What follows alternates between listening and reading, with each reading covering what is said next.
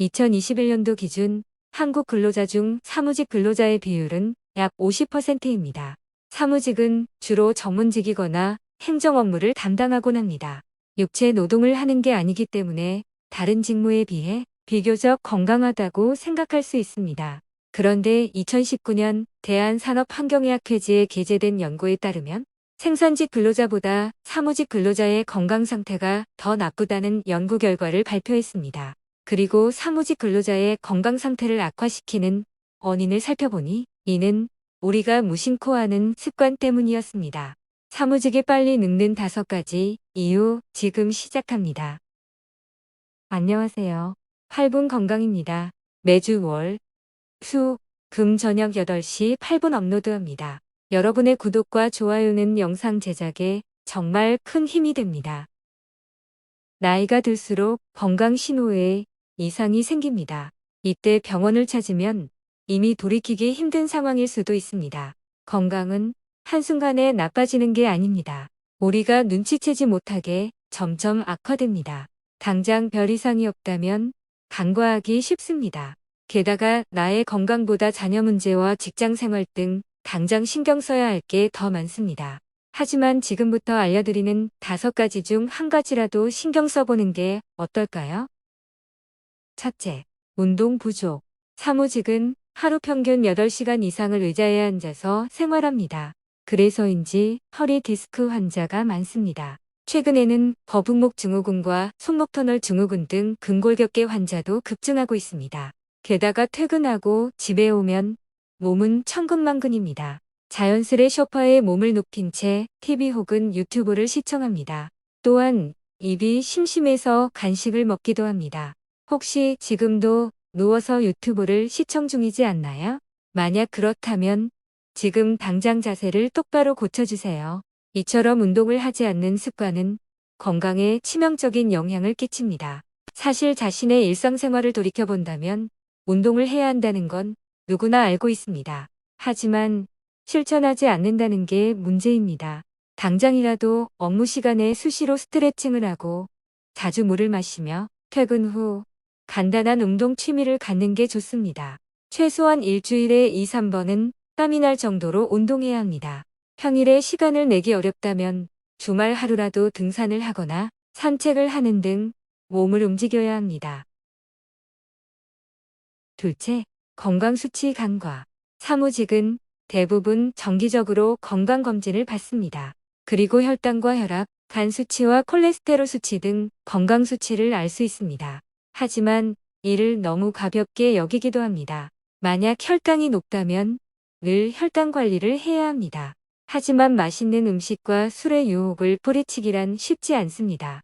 그리고 설마 이것 좀 먹는다고 문제가 생길까라는 생각을 합니다. 이처럼 당장 이상 신호가 없으니 나랑은 상관없는 일이라고 생각합니다. 그러나 나이가 들수록 몸은 버텨내지 못하고 한순간에 무너지는 상황을 맞이합니다. 한 통계 자료에 따르면 사무직 근로자보다 자잘한 병치레로 병원에 자주 가는 사람이 큰 병에 걸릴 확률이 낮다는 통계 결과가 있습니다. 후자의 사람들은 정기적으로 자신의 건강을 진단받기 때문입니다. 그러니 건강검진 결과에 따른 관리가 중요합니다. 셋째, 독소 중독. 사무직은 커피와 담배 그리고 술을 달고 산다고 해도 과언이 아닙니다. 매일 커피를 마시지 않으면 업무에 집중이 안 됩니다. 게다가 회의가 끝나면 꼭 모여서 흡연을 해야 적성이 풀립니다. 그리고 직장 상사에게 깨진 날에는 꼭 술을 마셔야만 스트레스가 풀리는 것 같습니다. 게다가 80년대와 90년대 등 5060 세대가 직장 생활을 시작하던 시기는 서로 술과 담배를 권하는 세상이었습니다. 심지어 술, 담배를 못하면 회사 생활에 불이익이 있을 것 같다는 생각을 하기도 했습니다. 이처럼 알코올과 니코틴 그리고 카페인은 우리 일상생활 속에 너무나 깊이 침투해 있습니다. 그래서 중독이라고 표현하는 게 이상해 보일 정도입니다. 그러나 이는 엄연히 우리의 건강을 해치는 존재입니다. 물론 당장 술과 담배 그리고 커피를 끊는 건 쉽지 않습니다.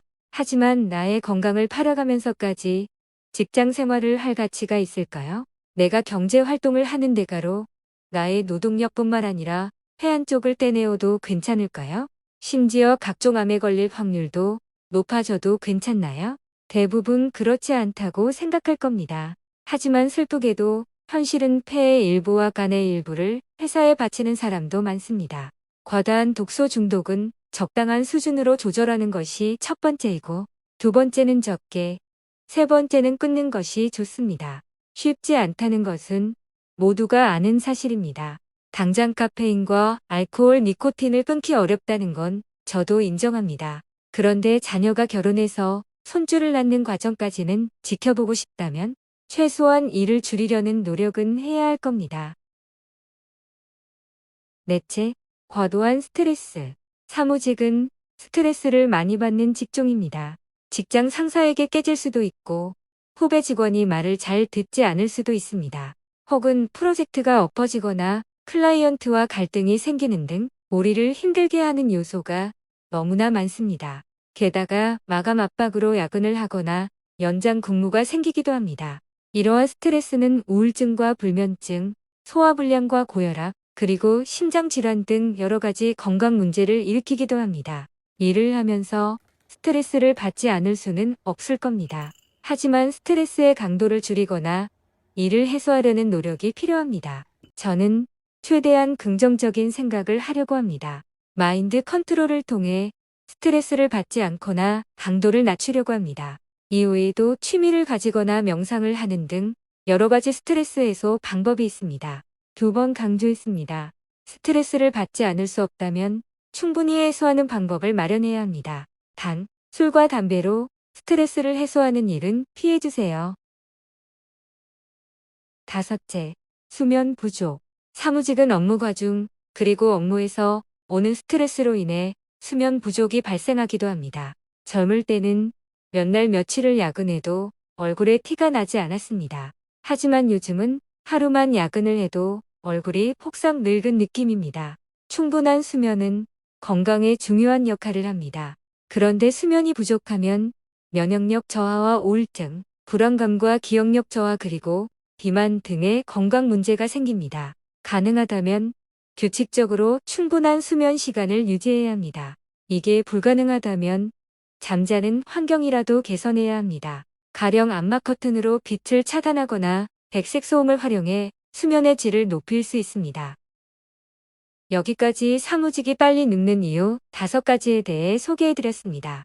이미 알고 있던 내용도 있을 것이고 새로운 내용도 있을 겁니다.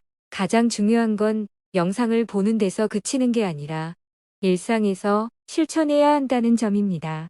5가지 내용을 꼭 기억하시고 내일부터 당장 하나씩이라도 실천해 봅시다. 이 영상이 도움됐다면 주변에 널리 공유해 주세요. 5060 세대를 위한 8분 건강 정보였습니다. 구독과 좋아요 부탁드립니다.